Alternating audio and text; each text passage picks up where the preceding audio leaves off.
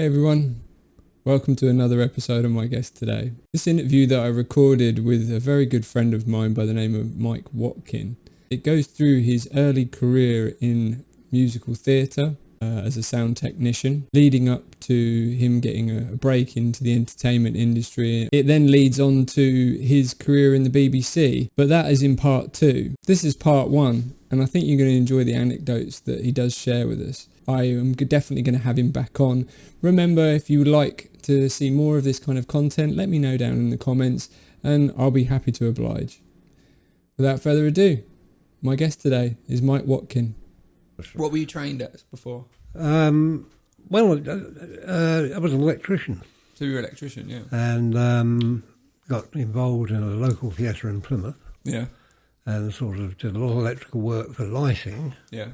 And then sort of set up a lighting board because they wanted touring shows to come in. Mm-hmm. So it had to sort of cut the mustard. Yeah.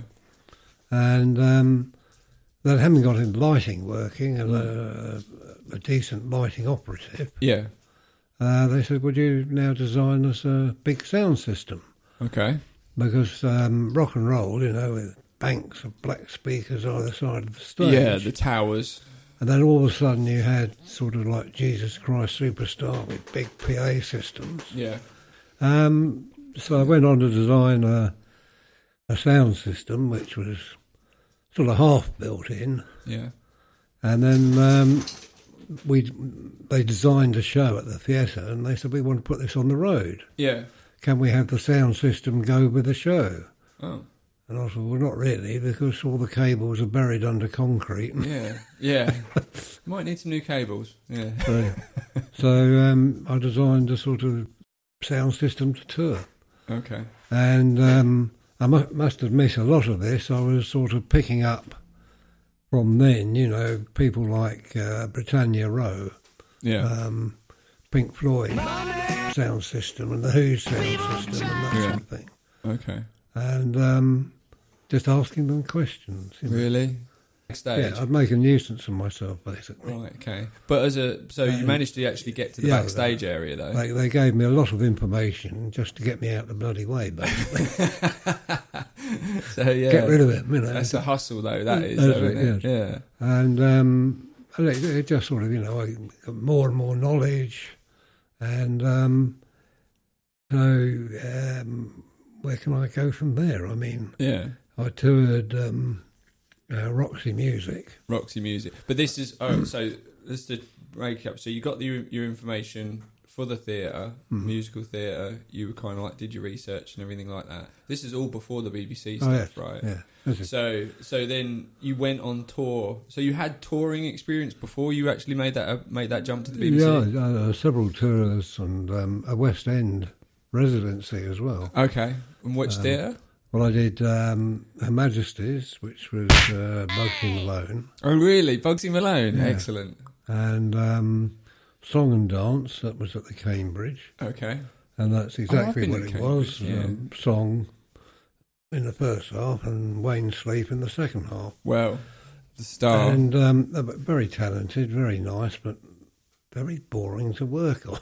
Oh, okay, yeah. Well, it's not rock and roll, is it? You know, it's musical theatre. It's. I'm sure there was some ups and downs with it all, though. Yeah, working in entertainment and everything. Well, that's it. Yeah. And it sort of culminated again, going back to the theatre in Plymouth. Yeah. Having done a tour. Yeah. Because they rent me out, if you see what I mean. Well, you're freelance, aren't you, for this kind of stuff? And then Danny LaRue show appeared. Oh. And they were with us for a week. And on the very first day, the sound man fell over and broke his leg. Oh, flipping heck. Unloading the lorries, eh? Right. And have we got anybody that knows anything about sound? And they all pointed at me. Oh, my God. Right place, right time. That's a bit of destiny. So I was out on stage. This was a rehearsal, no audience. So I'm on stage and I'm coiling up a microphone cable. Yeah. So, you know, when they pick a microphone up, it all leads out and doesn't tie in a knot. Yeah. And So there's a microphone cable, and I'm bending and I'm coiling it like this, and all of a sudden this hand alighted on my bottom. How dare you! Bloody hell, I thought. Stood up and was just about lamping one, you see, when I suddenly said, Mr. LaRue. Oh my God, you're madly attractive. So your first experience of Danny LaRue was his hand on your bottom? Like that, you see. Nice. And, so we got through the week. I don't know, these 70s and 80s performers, isn't they? We got through the week, and I thought, well, that's it. It all kind of moved on, you know. Yeah. I thought, well, what an experience. Yeah. And they got as far as Bristol, the Colston Hall, I think. Yeah. And the phone rang, and they said the replacement sound man wasn't up to it. Oh, okay. Very impressed with me. Would I go up to Bristol? There you go. And so I was dispatched to Bristol. Yeah. And I drove up there, didn't have a clue what to expect. No. And of course, the opening night, no rehearsal, just went into it cold. Right. So I'm sitting there with this big multi-channel mixer. Yeah. And they put me in the band pit. Okay. Because there was nowhere out in the auditorium. I'm about to say, normally you're at the back so you can actually get a proper or sense of what the sounds... Yeah, or halfway up even, yeah. Halfway up in a little booth or something. Yeah. And so I'm down in the and the show starts. What's your mate? Jolly good luck to the girl who loves the soldier. Hello, boys and girls, all this sort of thing. Yeah. And then this long stick came out from the side of the band pit. Right.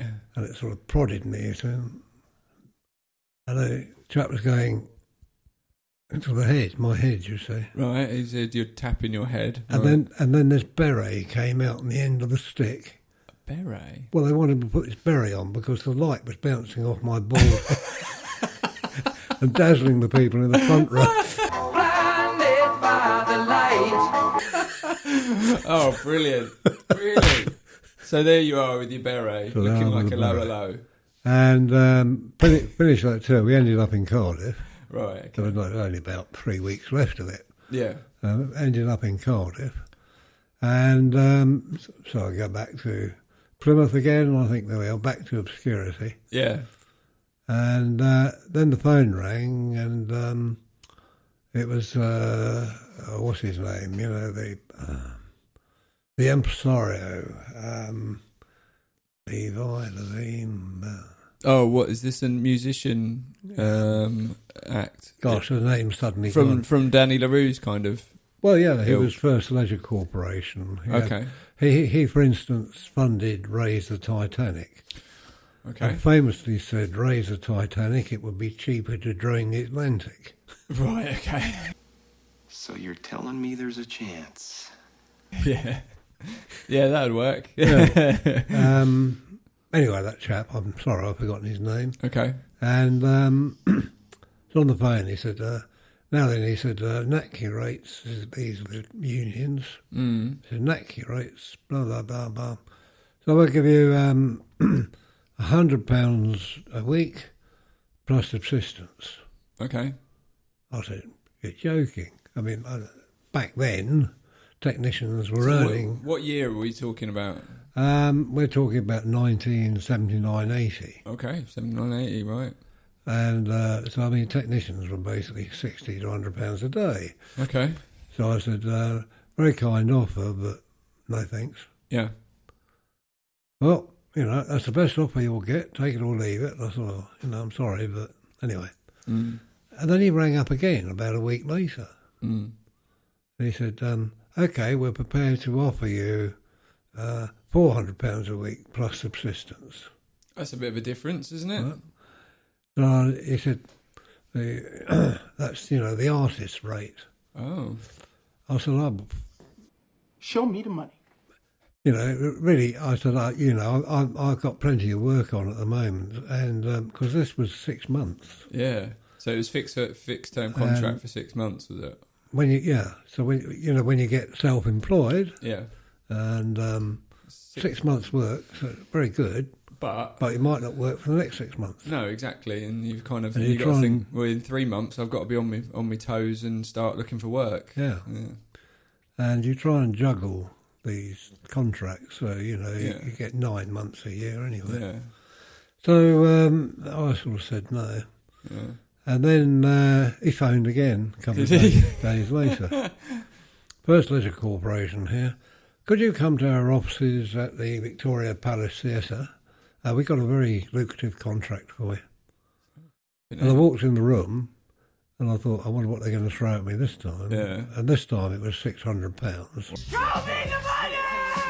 Wow. Which was a going rate, really. Yeah. I mean, it was a lot of work. It's hard work. £600 and subsistence. Okay. Which Was means- it a 6-month contract or was Yeah. It was, but it was more the going rate that you could That's it. live off of. That's right. If a proviso, you do the first couple of weeks, and if they think you're no good, they'll replace you. So it's a risk. So it's a risk. Anyway, it's fair dues. Anyway, I walked in the office and I thought, I wonder what they're going to throw at me. Yeah. And Danny LaRue was sat there behind the desk with him, you see. What he was going to throw at you. So I sort of walked over and he said, Danny looked at me and said, well, Michael, I think we got you quite a good package here. He's obviously overseen it. So I'm signing my signature like this, and pardon the language, but this is what he actually said. Michael, I will never forget a nice arse. Oh, You are awful. But I like you. God. And I don't think you couldn't have ended up an antidote any better with that punchline. That was just like, yeah, that goes full circle back to your first encounter with him. That's it.